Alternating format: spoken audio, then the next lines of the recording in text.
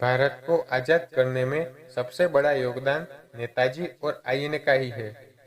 इसके सबूतों में एक ये भी है कि जब इंग्लैंड के पीएम एटली भारत आए थे, तब उन्हें फणिभूषण जी ने पूछा था कि गांधी जी का देश की आज़ादी में कितना योगदान था। तब पीएम एटली ने कहा था मिनिमल, जिसका मतलब है बहुत कम। विदेश में रहकर जिसने पूरी अंग्रेज सरकार हिलाई थी, मत बोलो झूठ की आज़ादी नेहरू और गांधी ने दिलाई थी। निडर थे बचपन से ही, नहीं किसी से खौफ खाते थे। जहाँ दिखे अत्याचारी अंग्रेज, उनकी वहीं बजाते थे। किसी भी हाल में देश को आज़ाद करने उन्हें करनी तैयारी थी, तो सरकारी नौकर न बनने आईसीएस की नौकरी को ठोकर मारी थी। अपनी देशभक्ति और बढ़ती लोकप्रियता से इंडियन नेशनल कांग्रेस में अध्यक्ष का पद पाया था। तब बोस ने अपने देश को आज़ाद करने का संकल्प और भी दृढ़ बनाया था। मोहन सिंह की आज़ाद हिंद फौज का पुनर्गठन कर उसे नया जोश दिया और तुम मुझे खून दो, मैं तुम्हें आज़ादी दूंगा नारे का उद्घोष किया। जापान में वर्ल्ड वॉर II के प्रिजनर्स ऑफ वॉर को आईएनए में जोड़ने से आज़ाद हिंद फौज और भी मजबूत हुई। आखिर में अंग्रेजों को भारत से खदेड़ने में आज़ाद हिंद फौज ही कारणभूत हुई।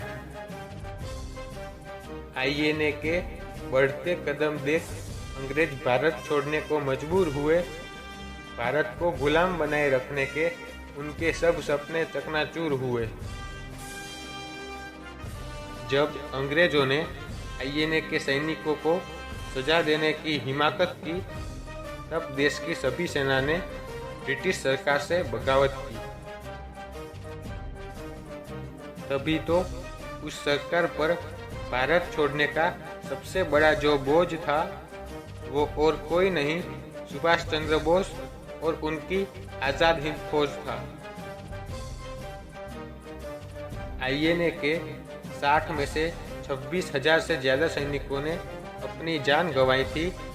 फिर किस मुंह से कहते हो कि आज़ादी चरखे से आई थी?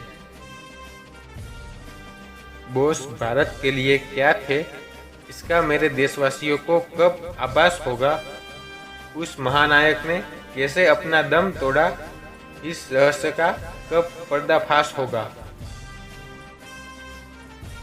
जिस तूफान ने ब्रिटिश साम्राज्य को भारत से उखाड़ फेंका, वो कैसे शांत हुआ?